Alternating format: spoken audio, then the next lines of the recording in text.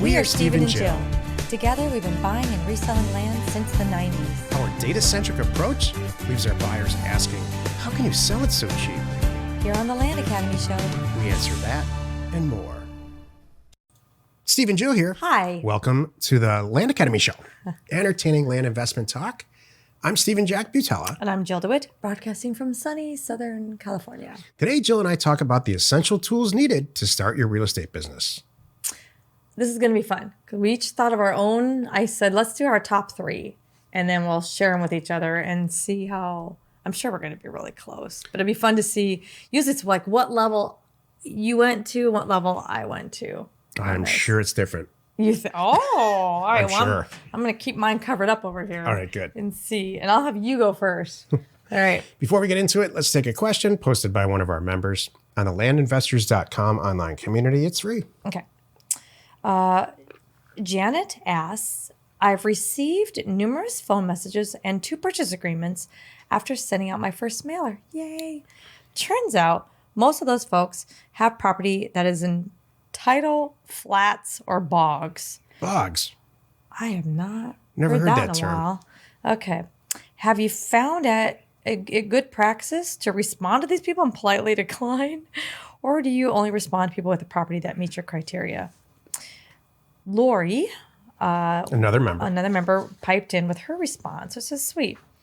I call them back and explain why I can't buy the property at the price I've quoted. And then I ask them if they still want to sell, and if so, at what price. That's what I say.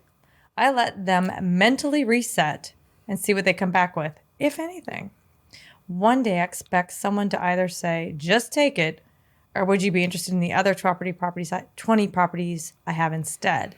And that will make it worth every call I've returned. It's great. Lori's exactly right. And you have to decide if you want to buy property that's in a floodplain or not. We've had, Jill and I, here's an example. The whole city of Phoenix is in a dramatic floodplain, but people buy and sell property there every day. Houses, not just land. Right. So this whole floodplain thing on both Parcel Facts and on NeighborScoop, we have a FEMA flood map overlay. Right. So you just click on the button, you can see where the flood maps are. It's actually pretty cool. Right. It's not meant to be a deal breaker. It's just there to let you know. For you to have more information. And then if people build, they just have to make different, maybe different requirements that they have to do. So as far as tidal plains and what she calls bogs, or tidal flats, the best thing you can do about floodplains in any real estate scenario, whether it's commercial or residential or land, is to look at what's going on in the immediate area of the property. So if you're looking at an acquisition candidate on Parcel Fact or wherever, and you click on the flood map and it fills, you're seeing that it's in a floodplain, but there's 6 houses right in the immediate area, it's not that big of a concern. And if it's a concern at all, but if there's just nothing there and you can see outside of the range of the floodplain, let's say like it's a river, and there's all kinds of development, but the property you're looking at is in that floodplain and there's nothing next to it, that's a problem. Right. So it's not necessarily that it's in a tidal flat that's the problem. It's relative to what's exactly next to that property. I'm sorry. Take it with a grain of salt. I was writing the description. So, Janet, if this worked out, here's your title. Beautiful Bayou Bog. Gators included.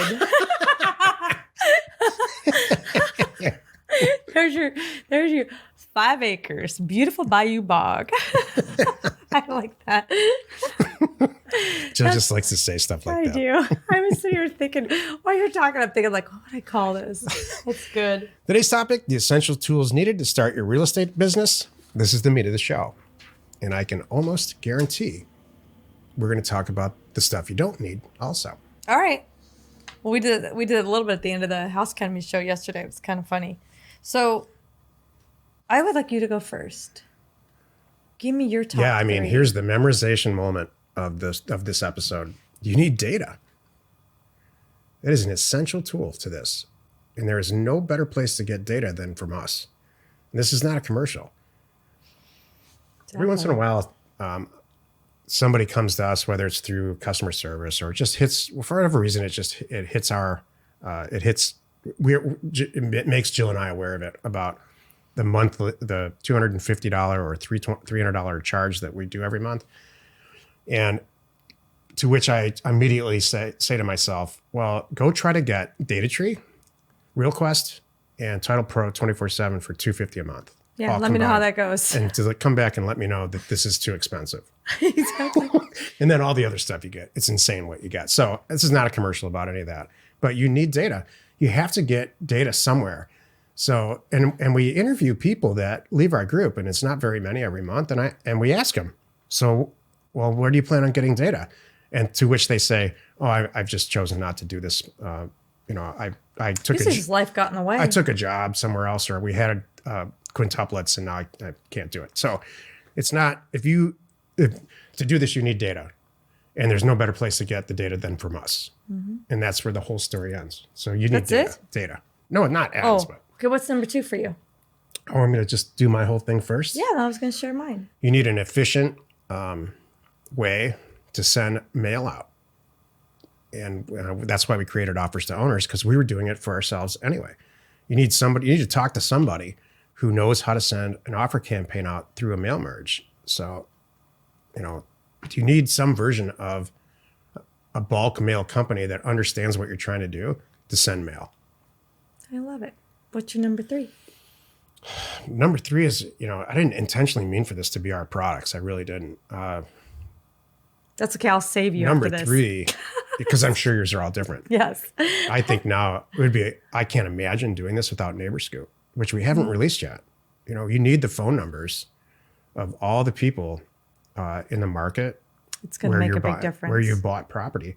So you can just text them or call them and say, I'd really like to sell you my 40-acre property because you're right next door. And I noticed that you sold it, you purchased yours for $58,000 8 years ago. Mine only cost $15,000. Oh, where do I sign? That's what they say every time. I have more than 3, but I think you capped us at 3. I did. Because it's Friday and I know what you're thinking about.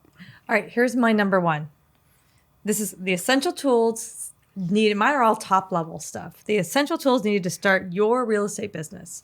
Number 1, knowledge. Seriously. Oh, this is I all don't care nebulous. if you this is go inspirational. To meetups for 3 years, read everything, get your hands on, get a program, something.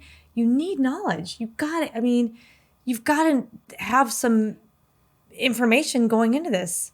Otherwise, it will sink the ship. Number 2, access to data. So that's my thing sweet. too. Okay. No matter what kind of real estate business you're doing, you got to have data to buy it, to sell it, to market it. You've got to have data. And then number 3, I think to be successful, you either need funds or you need money. access to a funding partner. I forgot about that. Yeah, funds or a funding partner solution. Because that's great. You know what you're doing. You have the data to find the deals. If you can't pull the trigger on these deals, that will sink the ship. There's so many people right now. I've watched a lot in social media. They're talking about all these options. I'm like, guys, knock it off. We should not be doing these options and these contracts. And then we worry about this, we worry about that. Someone could take the deal. I don't know. If it's a good enough deal to pull the trigger, pull the trigger. And if you don't have the money to do it, somebody in our group will, because it's that good of a deal. That's it. Yeah. I will. That's all. That's it.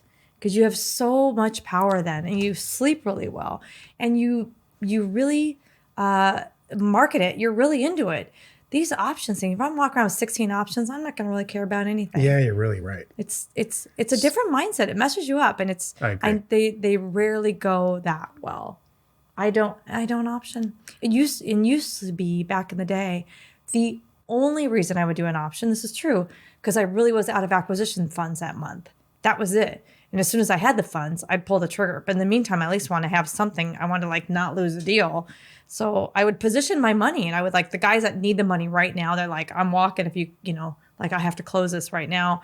Yes, I'll accept that price as long as you do your thing. I'm like, okay, I would move deals around, and these bottom 2 that were like, I don't need it right now. We're not in a big hurry. It's fine. If I do it this summer, it's great. Those are my options deals. But then I would, as soon as I got the money, and I'd go, whoop, scoop up and buy them if I hadn't already sold them. Here's another tool that, none of us this would never work without it, is we need a mechanism to find the property. So, and really quickly, and so with enough information on the screen, so you can make a decision really fast. So somebody calls you back on a mailer, or they send it back, you're staring at the mailer, there's an APN. We use ParcelFact. So we devised ParcelFact. We used it on our own for many years and then released it to the public. So you can just type in an APN, State County APN, bam, within seconds, it's right in front of you. And all the information that you need, what the property around it's sold for, what is it in a floodplain, and on and on and on. In seconds, you can find it and make a really good decision. Does it have access? Right. So Neighbors Group does that now too. Right. ParcelFact has been the old standby and forever. Yeah. Well, not forever, for as long as we started it. Exactly. Good show. Thank you very much.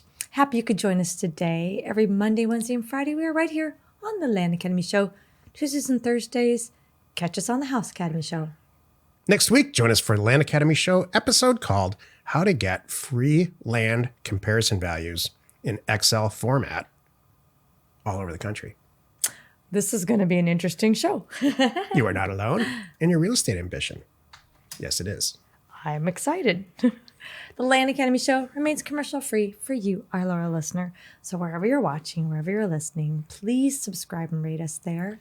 We are We're Steve and Jill. Information And inspiration to buy undervalued property.